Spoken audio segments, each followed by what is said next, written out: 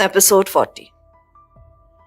ना जाने किस वक्त रघुदाम्बा ने अपने हाथ पैर खोल लिए थे और खामोशी से जीप से उतरकर जंगल में गायब हो गया था। शुक्र है उसने अगले हिस्से में रखी राइफलें उठाने की कोशिश नहीं की, वरना इस वक्त हमारी लाशों पर रोने वाला कोई ना होता। अगर वो फरार हो गया था तो उसके ताक़ुब में जाना हिमाकती होती। मैंने जीप स्टार्ट करके आगे बढ़ा दी। खतरे का एहसास होते ही हमने राइफलें तैयार कर ली थी। जॉन ने राइफल हाथ में उठा रखी थी और मैं अपनी सारी तवज्जो तेज तरीन ड्राइविंग पर दे रहा था।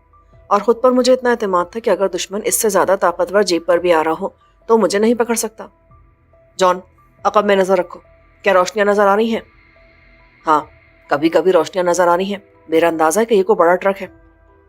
अगर वो लोग ट्रक में आ रहे हैं तो हैरत अंगेज़ रफ्तार से सफ़र किया है, मैंने तफक्कुर से कहा और जीप की रफ्तार मज़ीद तेज़ कर दी।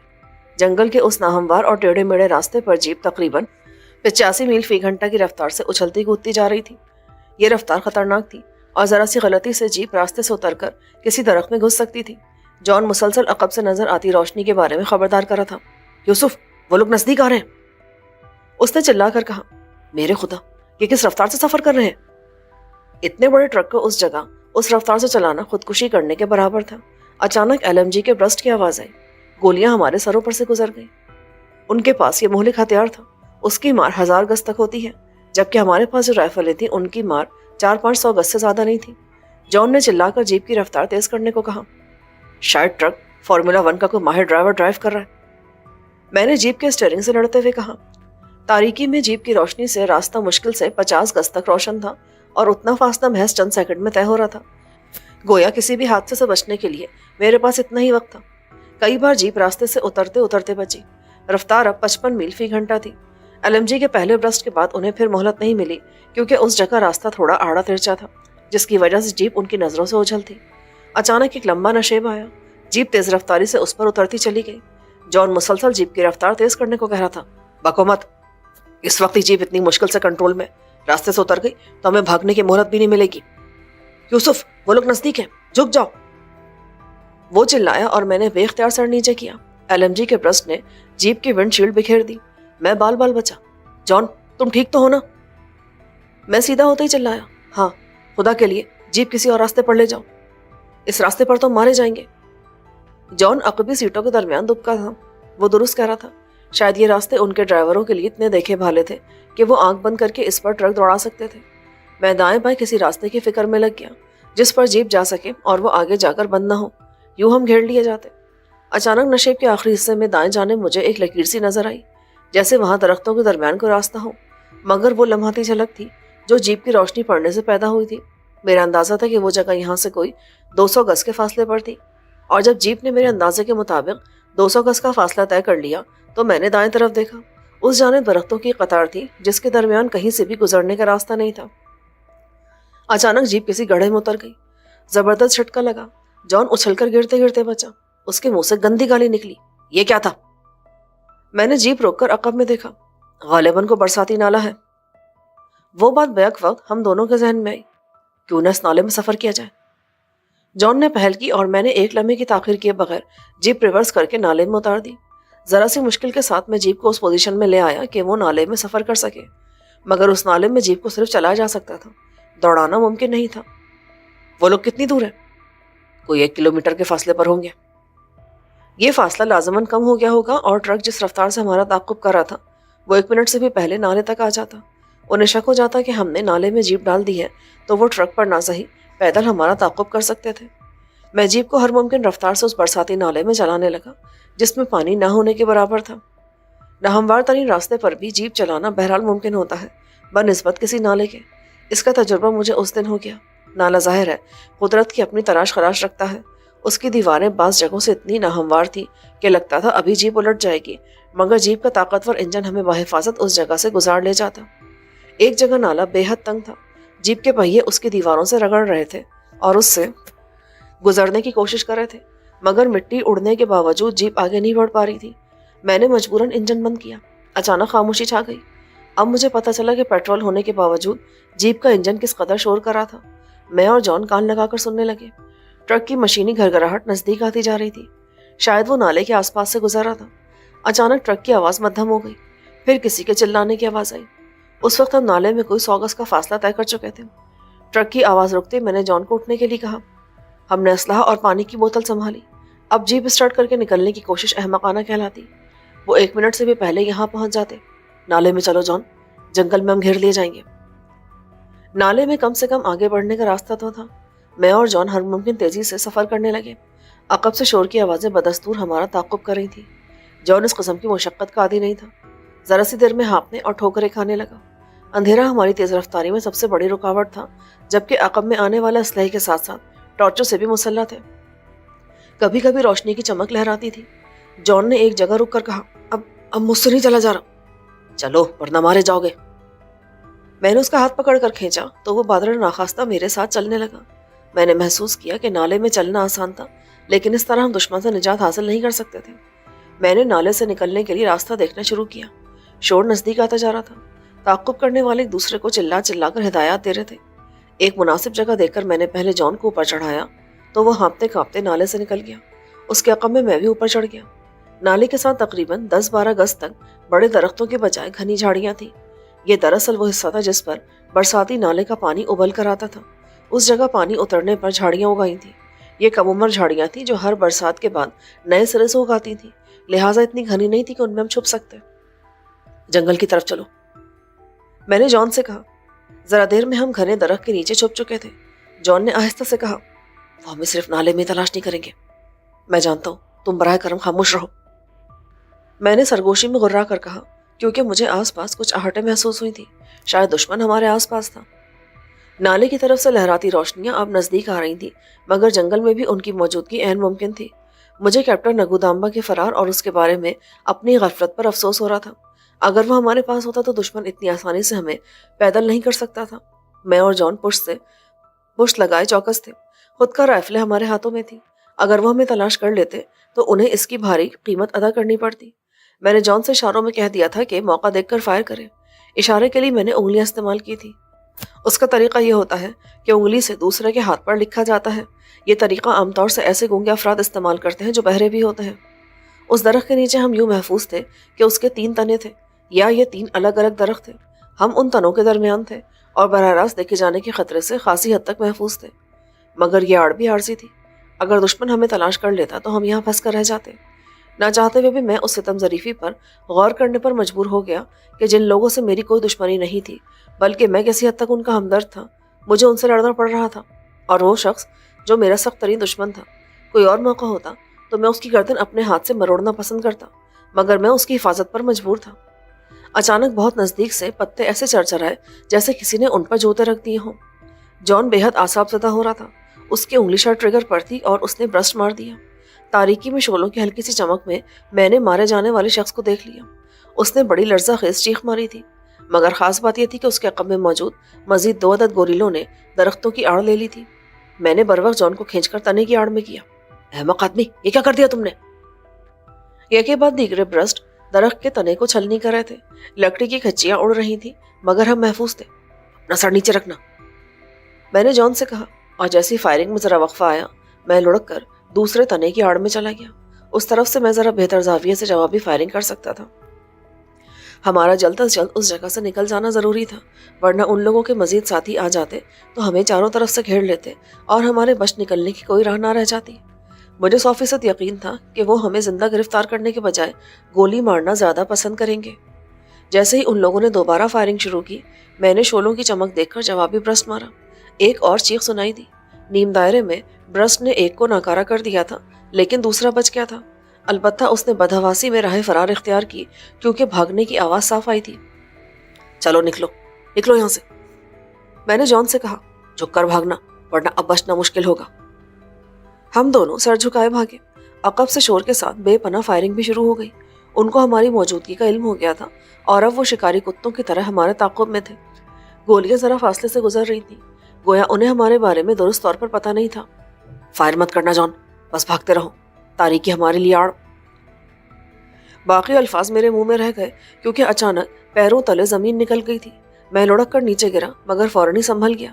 یہ اور بات ہے کہ جان گرے بدقسمتی سے اوپر سے نازل ہوا اور میں زیر لب اس کی شان میں گستاخی کرتا اس بار سچ مچ زمین چاٹنے پر مجبور ہو گیا۔ زمین خاصی نم تھی اور میرا چہرہ کیچڑ زدہ ہو گیا تھا۔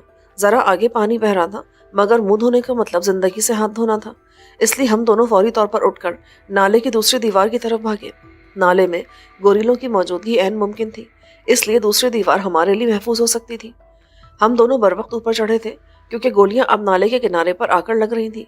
हम गिरते पड़ते दूसरी तरफ के जंगल में घुस गए। जॉन ने दबी जुबान में उन लोगों के खानदानी रिश्ते ज़ेरो ज़बर किए। इस दफ़ा रुकने के बजाय हमने आंखें बंद करके भागने को तरजीह दी। आंखें बंद करके यूं कि आंखें खोलकर भागने का कोई फ़ायदा नहीं था। यहाँ पर हाथ को हाथ सुझाई नहीं दे रहा था। हम झाड़ियों से उलझते और दरख्तों से टकराते आगे बढ़ रहे थे। ना जाने आगे जा रहे थे या अक़ब की तरफ, क्योंकि तारीकी में बिल्कुल भी पता नहीं चल रहा था। अलबत्ता अक़ब से आती आवाज़ें और फायरिंग का शोर ज़रा मद्धम हो गया था। इससे उम्मीद बंधी कि शायद हम उनके नरगे से निकलने में कामयाब हो जाएं। जॉन को सहारा देने के लिए मैंने उसका बाजू पकड़ रखा था। थकन से उसके कदम लड़खड़ा रहे थे। बस अब मुझसे नहीं चला जा रहा, उसने बेकाबू सांस के साथ कहा। उस वक्त तक शोर और फायरिंग की आवाज़ें खासी पीछे रह गई थी, इसलिए मैंने कुछ देर के लिए रुकने में को हर्ष न समझा। चांद निकल आया था और उसकी रोशनी दरख्तों से छनकर माहौल को किसी कदर रोशन कर रही थी। यानी हम जंगल के घने हिस्से से निकल आए थे। जॉन ने फिर इसरार किया, मुझे मोबाइल पर अपने बड़ों से रब्ता करने दो, वरना जंगल में मारे जाएंगे। मैं दोबारा उन लोगों के जंगल में जाने से बेहतर समझता हूँ कि इस जंगल में भटकते रहें, और फिक्र मत करो, जब तक मौत नहीं आएगी हम नहीं मरेंगे। अच्छा, इस फ़ोन की मदद से जनूबी अफ्रीका की हुकूमत से रब्ता किया जा सकता है, उनकी मदद मिल सकती है। मेरा जवाब नफी में है। मुझे नहीं मालूम कि तुम किससे रब्ता करोगे, और वो तुम्हारी तंजीम का कोई फ़र्द भी हो सकता है। तो फिर उस मनहूस चीज़ का फ़ायदा क्या, जब इससे कोई फ़ायदा नहीं हो रहा। जॉन तर्ज से बोला, प्लीज़ यूसुफ, हम कब तक अकेले इनका मुकाबला करेंगे? किसी भी वक्त मौत हमको दबोच सकती है। मुझ पर भरोसा करो, मैं अब तक तुम्हारी हिफाजत कर रहा हूँ ना। आइंदा भी अल्लाह ने चाहा तो हम महफूज रहेंगे। बस अब चल पड़ो, खासा वक्त गुजार लिया है। वो कराथा वो उठा और फिर तल्ख लहजे में बोला, तुम बिला वजह की जिद कर रहे हो। मैंने जमानत दी है कि तुम्हारा कुछ नहीं बिगड़ेगा। इस किस्म के फिरौनी दावे मत करो। अगर तकदीर मेरा साथ न देती तो आज शायद मैं जिंदा ना होता। उस जजीरे पर तुम्हारे बेशुमार दुश्मन हैं, तुम पर उनका बस नहीं चलता, इसलिए मेरी शामत आती है। वुल्फ से मुकाबले में मुझे धोखे से पसलियों में जहरीला इंजेक्शन लगाया गया था। मकसद इलेक्ट्रिक के मुकाबले में मेरी शिकस्त थी। वो तो कुदरत मुझ पर मेहरबान थी। वुल्फ ने उस जगह किक मारी और गोश्त फट जाने से वो जहरीला मवाद बह गया था, वरना मैं यकीनन मारा जाता। अब बताओ, मैं उस जगह जाना क्यों पसंद करूंगा जहां बेशुमार लोग मेरी जान के दुश्मन हैं? तुमने मुझे पहले क्यों नहीं बताया? बताता तो क्या तुम उन्हें तोप में बैठाकर उड़ा देते? मिस्टर जॉन ग्रे, तुम सब कुछ नहीं हो। उस जजीरे पर तुमसे भी ज्यादा बाइख्तियार लोग मौजूद हैं, और मैं उस चूहेदान में दोबारा जाना हरगिज पसंद नहीं करूंगा। उस वक्त मैं बेखबर था, लेकिन यकीन करो अब कोई तुम्हारा बाल भी बाका नहीं कर सकता। मैंने रफ़ी में सर हिला दिया। मुझे शक है अगर तुम जिंदा सलामत वापस पहुंचने में कामयाब हो भी गए, तब भी तुम्हारी जान के दुश्मन बड़ों की नजरों से तुम्हें गिराने में कामयाब हो गए होंगे, और अब वहां तुम्हारी पहले जैसी हैसियत नहीं होगी। बकवास, जॉन ग्रे से उसकी हैसियत कोई नहीं छीन सकता। इक़्तिदार के खेल में रात तख्त पर गुजारने वाले यकीन से नहीं कह सकता कि सुबह यही तख्त उसके लिए तख्ता नहीं बन जाएगा। तो गोया तुम नहीं मानोगे। जरूर मानूंगा। अचानक ही अगर मेरी अकल घास चढ़ने चली जाए तो अब खामोश रहो, दुश्मन हमारे ताक़ुब में है। मुझे एहसास हो गया था कि इस तरह गुफ्तगू करके हम हिमाकत कर रहे थे। अगर कोई उस तरफ होता और हमारी आवाज़ सुन लेता तो हम मारे जाते। हम दोनों अब खामोशी से झाड़ियों और दरख्तों के दरमियान से गुजर रहे थे। अक़ब से आती शोर और फायरिंग की आवाज़ें तकरीबन मौदूम हो गई थी। कभी कभी हवा के दोष पर लहराती कोई इस किस्म की आवाज़ आती जो जंगल की आवाज़ से मुख्तलिफ लगती थी। मैंने अपनी कलाई पर बंधी घड़ी देखी जो मैंने मेजर शैलाक से हासिल की थी। इसके सिवा गोरिल्लों ने मुझसे सब कुछ छीन लिया था। रात के 9:15 बज रहे थे और अब बाकायदा सर्दी लगनी शुरू हो गई थी। इस खित्ते में सरमा का आगाज हो गया था। हमारे जिस्मों पर मामूली सा लिबास था, इसलिए सर्दी लग रही थी। मुसलसल चलने की वजह से भी बचत हो रही थी, वरना जब हम बैठते थे तो सर्दी मामूल से कहीं ज्यादा लग रही थी। जॉन सख्त झंझलाया हुआ था। मैंने इनकार करके उसे बर्फ़रोख्ता कर दिया था। उसके मुंह से दबी जुबान में गालियां निकल रही थी। बज़ाहिर तो उसका हदफ ताक़ुब करने वाले सियाफ़ाम गोरीले थे, लेकिन मुझे लग रहा था कि वो मुझे सुना रहा है। मैंने उसे दोबारा खबरदार किया, अपना मुंह बंद रखो, वरना ऐसा ना हो कि वो आ जाए जिन्हें याद कर रहे हो। घना जंगल खत्म हो गया था और अब हम एक वसी चरागाह से गुजर रहे थे जिस पर तहद्दे निगाह 4 फुट तक ऊंची घास थी। मैंने महसूस किया कि उस वसी चरागाह में कहीं कहीं जानवरों के रेवड़ चल रहे थे। अचानक शेर की धाड़ सुनाई दी। हम बेख्तियार रुक गए, मगर धाड़ खासी दूर से आई थी और शेर ने यकीनन हमला करते हुए निकाली थी, वरना वो बिला वजह नहीं धाड़ता। तेज चलो, यहाँ आदमखोर शेर है। جان سہم کر بولا، شیر ہے لیکن اسے آدم خور کہنا زیادتی ہوگی. ہاں ہم میں سے کو اس کے ہاتھ آ گیا تو پھر وہ ضرور آدم خور کہلائے گا، اس لیے جلدی چلو. جان بار بار مڑ کر پیچھے دیکھ رہا تھا. خدا کے لیے آگے چلو، اگر شیر نے حملہ کیا بھی تو تمہیں اس وقت پتہ چلے گا جب وہ تمہاری گردن توڑ چکا ہوگا. منہ سے اچھی بات نکالو، مجھے شیر سے ڈر لگتا ہے. جان کھگی آیا. لگتا تھا شیر کو بھی اس کی خبر تھی. اس بار اس کی دھاڑ خاصی نزدیک سے آئی. جان گھبرا کر لڑکھڑایا اور گرتے گرتے بچا. جان کیا ہو گیا؟ ایک شیر سے اتنا خوف؟ تم مسلح ہو، اس رائفل کا ایک برسٹ اچھے خاصے تگڑے شیر کو انجہانی کرنے کے لیے کافی ہے. چپ رہو، میں نے سنا ہے شیر کے کان بہت تیز ہوتے ہیں، وہ خاصی دور سے بھی آواز سن لیتا ہے. شیر کے کان نہیں، ناک تیز ہوتی ہے اور ہوا ہمارے عقب سے چل رہی ہے، اس لیے شیر تک بو جانے کا کوئی امکان نہیں. اس بار شیر نے میری بات غلط ثابت کی. اس کی دھاڑ ہمارے بائیں طرف سے آئی. ایسا لگ رہا تھا جیسے شیر ہمارے متوازی چل رہا ہو. میں نے جان سے کہا کہ وہ بائیں طرف نظر رکھے اور میں سامنے دیکھتا ہوں. ہم نے خطرے کے پیش نظر رائفلیں تیار کر لی اور بس ٹریگر پر رکھی انگلی دبانے کی دیر دی. رائفلیں ڈھیروں گولیاں اگلنے لگتی. جان نے اچانک میرا بازو دبایا اور ذرا فاصلے پر آگے ایک چھتنار درخت کی طرف اشارہ کیا. کیوں نہ ہم اس پر چڑھ کر رات گزاریں؟ میں چاہتا ہوں صبح سے پہلے ہم اس گھاس کے میدان سے نکل جائیں. گوریلے یہاں ہمیں بآسانی گھیر لیں گے. مگر شیر نے حملہ کر دیا تو؟ میں اس کو سمجھانے جا ہی رہا تھا کہ شیر کی دھاڑ بے حد نزدیک سے سنائی دی اور میں جان کے ساتھ بے اختیار درخت کی طرف بھاگا. تھکن، موٹاپے اور سستی کے باوجود جان مجھ سے پہلے درخت تک پہنچ گیا اور بہت پھرتی سے درخت پر چڑھ گیا. جان کے خوف نے اس میں بجلیاں بھر دی تھی. میں نے بھی اوپر جانے میں دیر نہیں لگائی. اس کا تنا مشکل سے 5 فٹ کے بعد 2 حصوں میں تقسیم ہو گیا تھا. پھر شاخ در شاخ ہوتا درخت 25-30 فٹ کی اونچائی تک پھیل گیا تھا. ابھی ہم نے 2 شاخے پر قدم رکھا ہی تھا کہ درخت پر جیسے قیامت آ گئی. وہ چیخو بکار شروع ہوئی اور درخت یوں رزنے لگا جیسے آندھی کی زد میں آ گیا ہو. پھر کسی نے جان پر چھلانگ ماری. جان نے اسے درخت سے نیچے جھٹک دیا. بندر تیز چیخ نکالتا زمین پر گرا اور اس سے پہلے کہ وہ اٹھتا میں نے ایک جسیم سے شیر کو اسے چھات پہ دیکھا. بندر نے آخری کربناک چیخ ماری. جان گرے ایک شاخ پر اور میں دوسرے شاخ پر چڑھ گئے. اس وقت ہم زمین سے کوئی 15-16 فٹ کی بلندی پر تھے. بندر کا کام تمام کر کے شیر نے درخت پر چڑھنے کی کوشش کی مگر وہ 2 شاخے سے آگے نہیں جا سکا تھا. واپس نیچے آ کر گرا. کچھ دیر دھاڑتا رہا، پھر بندر کی طرف متوجہ ہوا. اس درخت پر چھوٹی نسل کے بندروں کا ایک قبیلہ آباد تھا. اس نے واویلا کر کے شیر کو اس طرف متوجہ کیا تھا. اب بھی وہ مداخلت کاروں کی آمد پر سخت خفا تھے مگر شیر کی وجہ سے دم سادے پڑے تھے. شیر نے آرام سے بندر کھایا. اس سے شاید اس کی داڑھ بھی گیلی نہیں ہوئی تھی. بندر مشکل سے 2 کلو کا تھا. شیر اسے کھال اور دم سمیت کھا گیا تھا. جان گرے کا حال مجھے پتا نہیں لیکن خود میرا مارے خوف کے حال کچھ اچھا نہیں تھا. شیر شاید اپنی بھاری جسامت کی وجہ سے درخت پر مزید اوپر نہیں آ سکا تھا لیکن 15 فٹ تک چھلانگ لگانا اس کے لیے انممکن تھا. جان فائر مت کرنا، مزید اوپر جاؤ، میں نے دبی زبان میں کہا. آواز سن کر شیر نے ایک زبردست دھاڑ ماری. کوئی چیز شاخوں سے الجھتی نیچے گئی. میرا دل رک سا گیا. کیا جان نیچے گر گیا تھا؟ وہ شروع سے لرز رہا تھا. اس کے ہاتھ پیر کا دم شیر کی دھاڑ سن کر ہی نکل گیا تھا مگر نیچے سے بندر کی چیخ آئی تو میں نے سکون کا سانس لیا. شیر کو اس بندر سے کوئی دلچسپی نہیں تھی اس لیے اس نے بندر کو درخت پر واپس جانے دیا. لرزتا کانپتا بندر ناقابل بیان پھرتی سے آ کر میری ٹنگ کو شاخ سمجھ کر لپٹ گیا. جب اسے پتلون اور درخت کی چھال کا فرق سمجھ آیا تو اس نے ایک چیخ اور ماری اور پتوں میں غائب ہو گیا. میں ایک اوپری 2 شاخے میں خود کو پھنسا کر بیٹھا تھا. شیر کچھ دیر تک دھاڑتا رہا پھر تھک کر وہیں بیٹھ گیا. کچھ دیر کے بعد جان نے دبی آواز میں کہا، یوسف اسے گولی مار دیتے ہیں. فائر کی آواز ہمارے پیچھے آنے والے شکاری کتوں نے سن لی تو؟ برائے کرم چپ بیٹھو، ہماری آوازیں سن کر شیر اشتعال میں آ سکتا ہے. یہ بدبخت بندر مجھے تنگ کر رہے ہیں، میرے اوپر چھلانگے لگا رہے ہیں. فی الحال بندروں کی زیادتیاں تم برداشت کرو کیونکہ نیچے شیر ہے. جب یہ دفعہ ہو جائے گا تو ان بندروں سے بھی نمٹ لیں گے. میں نے اسے مشورہ دیا. غالباً شیر کو یہ مشورہ پسند نہیں آیا یا میں نے اسے دفعہ ہو جانے کا کہہ کر اس کی شان میں جو گستاخی کی تھی تو شیر کو اس پر تاؤ آ گیا. اس نے ایک اور زبردست دھاڑ کے ساتھ زبردست جست لگائی اور مجھ سے 1-8 فٹ نیچے رہ گیا تھا. شاخوں اور پتوں سے الجھتا شیر واپس نیچے گرا. میں ہڑبڑا کر 2 شاخے سے مزید اوپر جانے لگا. جب شیر ایک کوشش میں تقریباً یہاں تک آ گیا تھا تو اگلی کوشش میں وہ مجھے حاصل بھی کر سکتا تھا. اوپر جانے کی کوشش میں 2 بار گرتے گرتے بچا. یہ نرم لکڑی والا درخت تھا جس کی اوپری شاخوں میں اتنی قوت نہیں تھی کہ وہ میرا تقریباً 100 کلو گرام وزن سنبھال سکتی جبکہ رائفل اور میگزینز کی صورت میں 10-12 کلو وزن اضافی بھی تھا. یوسف کیا ہوا؟ بس ہوتے ہوتے رہ گیا، اوپر جاؤ.